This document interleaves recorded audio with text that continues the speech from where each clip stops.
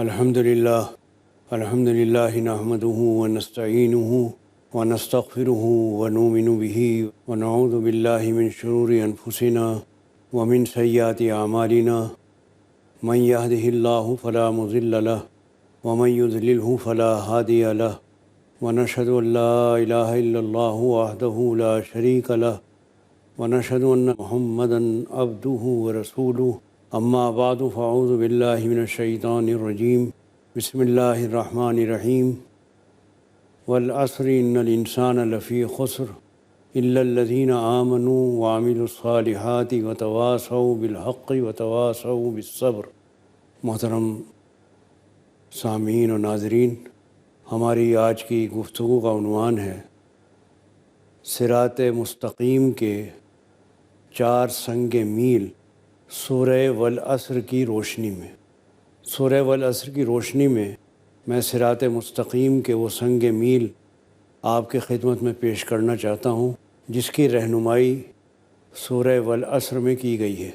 صراط مستقیم سیدھا راستہ، ہم سب کو سیدھے راستے کی تلاش ہے، ہم سب کو سیدھے راستے کی طلب ہے، ہم سب کو سیدھے راستے کی تمنا ہے، اور ہم سب سیدھے راستے کی خواہش رکھتے ہیں، اور اسی تمنا اور اسی طلب کا اظہار ہم سورہ فاتحہ میں کرتے ہیں۔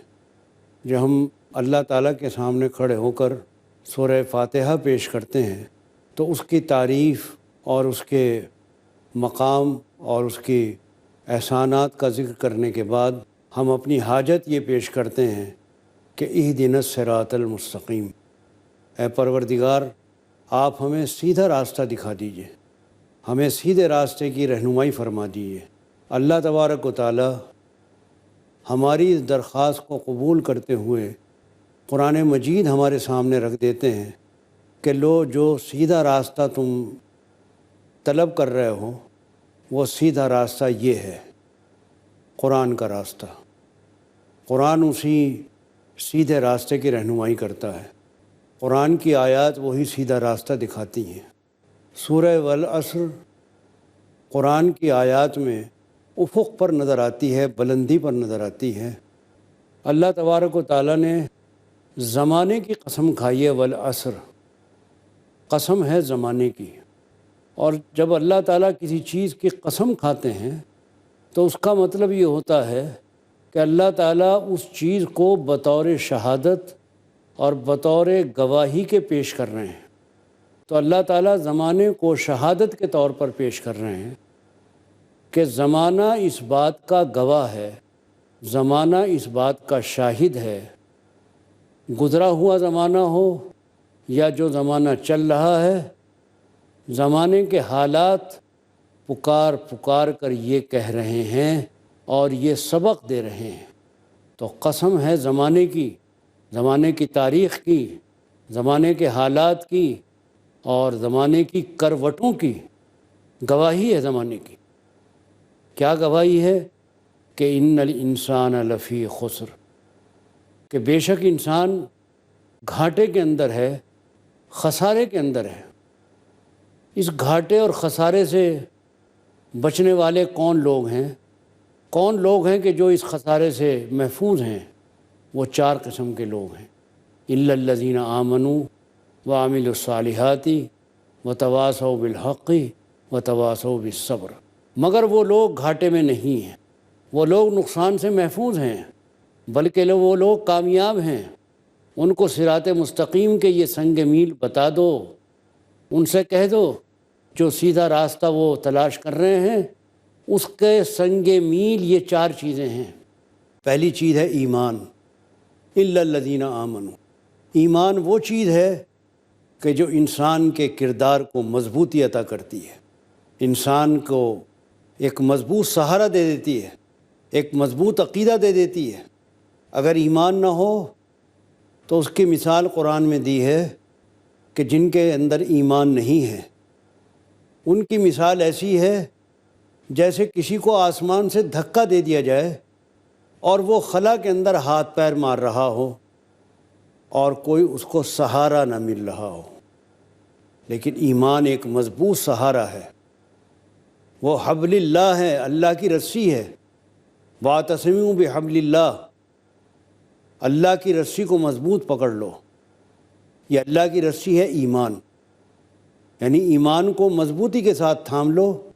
جو اوپر آسمان سے لٹک رہی ہے نیچے تک، اگر تم اس رسی کو تھامے رکھو گے تو تم ادھر ادھر خلا کے اندر بے سہارا نہیں رہو گے، بلکہ یہ رسی تمہیں مضبوطی کے ساتھ تھامے رہے گی۔ تو سب سے پہلی چیز جو صراط مستقیم کی سنگ میل ہے اور صراط مستقیم کی طرف انسان کی رہنمائی کرتی ہے، وہ ہے اس کے اندر ایمان۔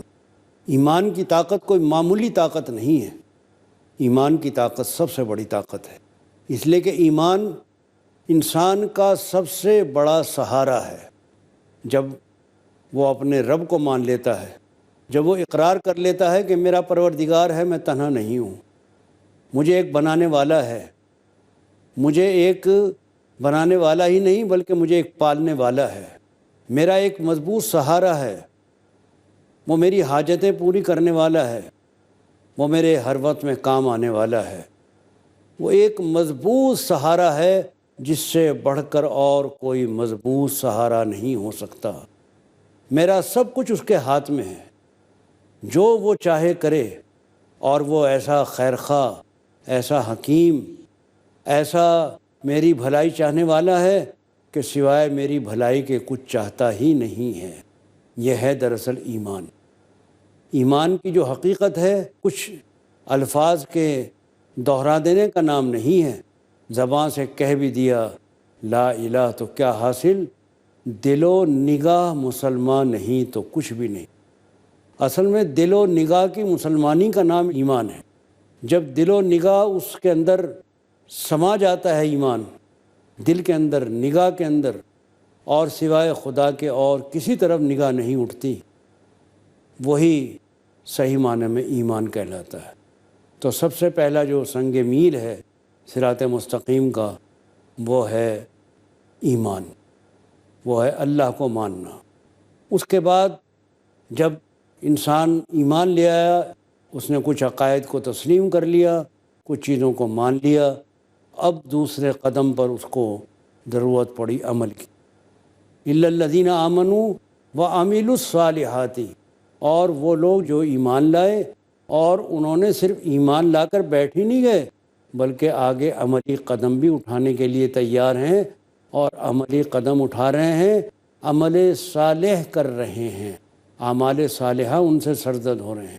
یہ عمل صالح قرآن مجید کی ایک اصطلاح ہے۔ عمل صالح سے مراد ہے عبادات، معاشرت، معاملات، اخلاق۔ ان چار چیزوں کے مجموعے کا نام ہے عمل صالح۔ یعنی جب کوئی شخص عبادت اس طرح کرے جس طرح اللہ تعالیٰ نے بتائی ہے، اس کی عبادت کا طریقہ اپنی طرف سے ایجاد نہ کرے، بلکہ جس طرح اس کو بتایا گیا ہے کہ اس طرح ہماری بندگی کرو، اس طرح ہمارا ذکر کرو، اس طرح ہمیں یاد کرو، اسی طرح عبادت کرتا ہے۔ جب اس کی معاشرت، اس کا رہن سہن اس طرح ہوتا ہے جس طرح اس کو ہدایت دی گئی ہے کہ اس طرح زندگی گزارو، جب معاشرت اس کے مطابق ہو جاتی ہے، اور جب آگے اس کا اخلاق اور معاملات یہ سب اس کے مطابق ہو جاتے ہیں، تو اس کو کہا جاتا ہے عمل صالح۔ الا الذین آمنوا وعملوا الصالحات، کہ عمل صالح قرآن مجید کی ایک اصطلاح ہے۔ جب عبادت اس طرح کی جائے، بندگی اس طرح کی جائے جس طرح اللہ تبارک و تعالیٰ نے بتایا ہے، تو اس کو کہا جائے گا عمل صالح۔ جب معاشرت یعنی رہنا سہنا، زندگی گزارنا، ہمارے تمام اطوار و طریق اس طرح پر ہوں جس طرح اسلام کا مطالبہ ہے، اور معاشرت اسلامی بن جائے، تو اسلامی معاشرت کو کہا جائے گا عمل صالح۔ اسی طرح جب ہمارے اخلاق اسلامی اخلاق ہو جائیں، اور اسلام کا جو مطالبہ ہے کہ تمہارے اخلاق ایسے ہونے چاہیے، تمہارے اندر دیانت ہونی چاہیے، تمہارے اندر امانت ہونی چاہیے، تمہارے اندر صداقت ہونی چاہیے، تمہارے اندر مخلوق خدا کی خیرخواہی اور ہمدردی ہونی چاہیے۔ عمل صالح قرآن پاک کی ایک اصطلاح ہے۔ اس کی مزید وضاحت کے لیے ہم ابھی تھوڑی دیر کے بعد آپ کی خدمت میں پھر حاضر ہوتے ہیں، بس تھوڑا سا وقفہ اور اس کے بعد پھر ہم آپ کے پاس۔ محترم ناظرین، بات چل رہی تھی عمل صالح کی، الا الذین آمنوا وعملوا الصالحات، کہ عمل صالح قرآن مجید کی ایک اصطلاح ہے۔ جب عبادت اس طرح کی جائے، بندگی اس طرح کی جائے جس طرح اللہ تبارک و تعالیٰ نے بتایا ہے، تو اس کو کہا جائے گا عمل صالح۔ جب معاشرت یعنی رہنا سہنا، زندگی گزارنا، ہمارے تمام اطوار و طریق اس طرح پر ہوں جس طرح اسلام کا مطالبہ ہے، اور معاشرت اسلامی بن جائے، تو اسلامی معاشرت کو کہا جائے گا عمل صالح۔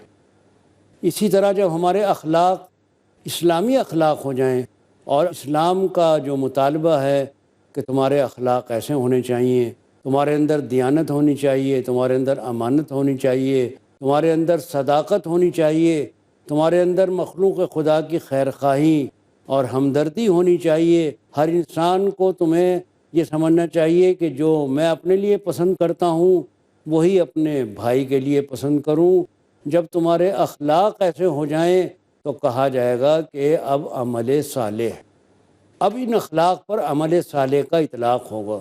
تو عبادت بھی اس طرح جس طرح بتائی گئی ہے، معاشرت بھی اس طرح جس طرح مطلوب ہے، اخلاق بھی اس طرح جس طرح اللہ تعالیٰ چاہتے ہیں، اور اس کے بعد معاملات کے اندر پورا دین آ گیا، پورے دین کی تمام باتیں، چاہے اس میں کاروبار ہے، چاہے لین دین ہے، چاہے آپ نے تجارت کرنی ہے، چاہے حقوق ادا کرنے ہیں، بندوں کے حقوق ہیں، اللہ کے حقوق ہیں، اس میں ماں باپ کے حقوق ہیں، بہن بھائیوں کے حقوق ہیں، میاں بیوی کے حقوق ہیں، اولاد کے حقوق ہیں، یہ تمام چیزیں معاملات کے اندر داخل ہو گئیں۔ ہماری فقہ کی کتابوں میں آتا ہے کتاب المعاملات۔ کتاب المعاملات کا مطلب یہ ہوتا ہے کہ جتنی بھی دین کی یہ تمام شاخیں ہیں، جتنی بھی یہ تمام باتیں ہیں، ان سب کے اوپر ایک لفظ بولا جاتا ہے معاملات، اور اس کے اندر سیاست بھی آ گئی۔ معاملات کے اندر سیاست بھی آ گئی، چاہے نظام حکومت ہو، چاہے نظام سیاست ہو، چاہے نظام معاشرت ہو، چاہے نظام اخلاق ہو، چاہے نظام معیشت ہو، یہ تمام چیزیں معاملات کے اندر آ گئیں۔ تو جب یہ تمام چیزیں اس طرح سے ہو گئیں جس طرح شریعت چاہتی ہے، جو شریعت کا مطالبہ ہے، تو اب کہا جائے گا عمل صالح۔ تو یہ چار چیزیں، عبادات، معاشرت، اخلاق اور معاملات، ان چار چیزوں کے مجموعے پر قرآن ایک لفظ بولتا ہے عمل صالح۔ تو جب قرآن کہے گا کہ اعمال صالحہ، عمل صالح کرو، وہ لوگ جو عمل صالح کر رہے ہیں، جہاں جہاں یہ لفظ عمل صالح آئے گا، وہاں قرآن کی زبان میں، قرآن پاک کی اصطلاح میں، اور قرآن پاک کی جو مراد ہے اس سے یہ چاروں چیزیں مراد ہوں گی۔ جب یہ چاروں چیزیں اکٹھی ہو جائیں تو ان کے مجموعے پر قرآن کہے گا عمل صالح۔ تو پہلی بات تو ایمان ہے، اور دوسری بات ہے عمل صالح، یعنی یہ تمام چاروں چیزیں اس کے اندر آ گئیں۔ اب تیسرا جو سنگ میل ہے صراط مستقیم کا، وہ ہے تواصوا بالحق، یعنی یہ جو صداقت ہے اور یہ سچائی ہے، اس پر خود بھی چلنا ہے اور دوسروں کو بھی حق کی دعوت دینی ہے۔ یعنی حق ایسی چیز ہے کہ آپ نے قبول کر لیا، آپ نے اس کو مان لیا، تو مان کر یہ نہیں کہ بس اب آپ نے مان لیا آپ بیٹھے رہیے اپنا عمل کرتے رہیے، نہیں، آپ نے عمل کرنے کے بعد اب دوسروں کو بھی دعوت دینی ہے حق پر چلنے کی، دعوت الی الحق، حق کی دعوت دینا۔ یہ ذمہ داری ہے ہر مومن کی کہ وہ تمام دنیا کے اندر جہاں بھی جس حیثیت کے اندر ہے، اور جو بھی اس کی استطاعت ہے، اور جو بھی اس کا دائرہ کار ہے، اس دائرہ کار کے اندر وہ حق بات کہتا رہے، اور کبھی حق کے خلاف کوئی بات نہ کہے۔ سب سے بڑا حق ہے، فرمایا افضل الجہادی کلمت حق عند سلطان جائر، سب سے افضل جہاد، سب سے بڑا جہاد ہے حق بات کہنا ظالم بادشاہ کے سامنے، کوئی ظالم حاکم ہے، ظالم حکومت ہے، اس کے سامنے آپ سچ بات کہتے ہیں، حق بات کہتے ہیں کہ چاہے گردن اڑا دی جائے لیکن بات سچ کہی جائے گی، یہ سب سے بڑا جہاد ہے۔ سب سے بڑی انسان کی جو معراج ہے جہاد کی، وہ حق بات کہنا، اور وہ بھی ظالم کے سامنے کہنا۔ اس لیے کہ جہاں جان کا خطرہ ہے، جہاں خطرہ ہے کہ جو سچ بات کہی جائے گی تو زبان کاٹ دی جائے گی، تو پرواہ نہ کی جائے کہ جان جاتی ہے جائے، جان دی ہوئی اسی کی تھی، حق تو یہ ہے کہ حق ادا نہ ہوا۔ یہ ہے اسلام کا مطالبہ کہ اگر حق کے راستے میں جان بھی گنوانی پڑے، مال بھی گنوانا پڑے، نقصان بھی اٹھانا پڑے، تو آدمی اٹھانے کے لیے تیار رہے۔ حق کا راستہ کوئی آسان راستہ نہیں ہے، یہ بڑا کانٹوں بھرا راستہ ہے۔ یہاں قدم قدم کے اوپر مشکلات آئیں گی، قدم قدم کے اوپر رکاوٹیں آئیں گی، قدم قدم کے اوپر کانٹے آئیں گے، ان کانٹوں سے کھیلتے ہوئے چلے جانا اور پرواہ نہ کرنا کسی بھی نقصان کی، چاہے جان کا ہو چاہے مال کا ہو۔ جو جان مانگے گے تو جان دیں گے، جو مال مانگو گے تو مال دیں گے۔ تو حق کا راستہ کوئی معمولی راستہ نہیں ہے۔ اس واسطے جو صراط مستقیم کا سنگ میل ہے، وہ سیدھا راستہ جس کا ہم اللہ سے مطالبہ کر رہے ہیں، جس کی اللہ تعالیٰ سے درخواست کر رہے ہیں، اس کا تیسرا سنگ میل ہے حق بات کہنا۔ الا الذین آمنوا وعملوا الصالحات وتواصوا بالحق، اور ایک دوسرے کو حق کی نصیحت کرتے رہو، خود بھی حق کہو اور دوسرے بھائی سے بھی کہو کہ بھائی پرواہ مت کرو، ہم تمہارے ساتھ ہیں، تم بھی حق بات کہو۔ یعنی حق کہنے والے لوگ ایک دوسرے کو مدد دیتے رہیں کہ تم بھی حق بات کہو، ہم بھی حق بات کہیں گے۔ اکیلا نہ رہ جائے حق کہنے کے اندر، بلکہ دوسرے بھائی سے بھی کہے کہ بھائی حق بات کہو، سچ کہو جو کہنا ہے، پرواہ مت کرو، نقصان ہوگا ہو جائے گا، کوئی پرواہ نہیں ہے، جان جائے گی چلی جائے گی، جان اللہ کی دی ہوئی ہے، کوئی بات نہیں ہے۔ تو حق کے معاملے میں ایک دوسرے کو وصیت کرتے رہو۔ تواصو باب تفاعل سے ہے، باب تفاعل میں فعل دونوں طرف سے ہوتا ہے کہ میں بھی کروں تم بھی کرو۔ جیسے مصافحہ ملاتے ہیں کہ میں بھی ہاتھ ملاؤں تم بھی ہاتھ ملاؤ، تو میں بھی حق پر چلوں تم بھی حق پر چلو، تاکہ حق پر چلنے والوں کی ایک جماعت بن جائے۔ ذرا یہ گوشہ جو ہے تھوڑا سا گہرائی کے ساتھ سمجھنے کا ہے کہ آدمی حق کہنے والا اکیلا نہ رہ جائے، کہ میدان میں اکیلا کھڑا رہ گیا، بیچارے کا کوئی حامی ہے، نہ کوئی ناصر ہے، نہ کوئی مددگار ہے۔ نہیں، ہر مومن کا، ہر حق کے متلاشی کا، ہر صراط مستقیم پر چلنے والے کا یہ فرض بنتا ہے کہ وہ اپنے بھائی کی حق گوئی میں مدد کرے، تاکہ ایک کو دوسرے سے مدد ملے۔ میں حق میں آپ کی مدد کر رہا، آپ حق میں میری مدد کر رہے، تو ہر ایک دوسرے کا سہارا بن رہا ہے۔ یہ قدرتی بات ہے کہ انسان چاہتا ہے کہ مجھے مدد ملے، سہارا ملے۔ دنیا اسباب کی دنیا ہے، بے شک کرنے والا سب اللہ تعالیٰ ہے، لیکن دنیا اسباب کی دنیا ہے۔ یہاں اسباب کے درجے میں اس بات کی ضرورت پڑتی ہے کہ حق کے راستے میں ہمارے ساتھ مددگار ہونے چاہیے۔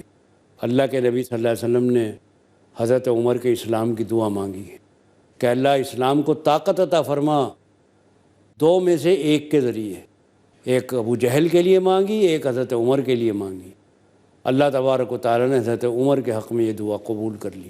یہ سعادت ان کو ملنی تھی، اس لیے کہ تائید کی ضرورت ہے، مدد کی ضرورت ہے۔ بے شک اللہ کی مدد آپ کے ساتھ ہے، لیکن دنیا کے اندر تائید کی بھی ضرورت ہے، اسباب کی بھی ضرورت ہے۔ چنانچہ حضرت عمر جب اسلام لائے تو پہلی بار کھل کر لوگوں نے خانہ کعبہ کے اندر نماز پڑھی، چونکہ وہ ایک جری آدمی تھے، تو ان کی جرأت سے دوسروں کو بھی جرأت پیدا ہوئی۔ تو حق کا راستہ کوئی معمولی راستہ نہیں ہے، اس واسطے دوسروں کی مدد کی ضرورت ہے۔ اور چوتھا سنگ میل ہے صبر، وتواصوا بالصبر۔ صبر کے معنی ہے ثابت قدمی، کہ ثابت قدم رہو حق کے راستے پر، ڈٹے رہو، جمے رہو، ہلنے کی ضرورت نہیں ہے۔ بہت ساری مشکلات آئیں گی، بہت سارے حالات ایسے پیدا ہوں گے کہ تمہارا وہاں ٹھہرنا مشکل کر دیں گے، لیکن اس وقت میں تمہارا جمنا، اس وقت میں تمہارا ثابت قدم رہنا، اس وقت پاؤں جما کے کھڑا ہونا، اور یہاں بھی وہ لفظ آیا تواصوا بالصبر، تم بھی صبر کرو، تمہارا بھائی بھی صبر کرے، یعنی صبر کرنے میں تم ایک دوسرے کے مددگار ہو۔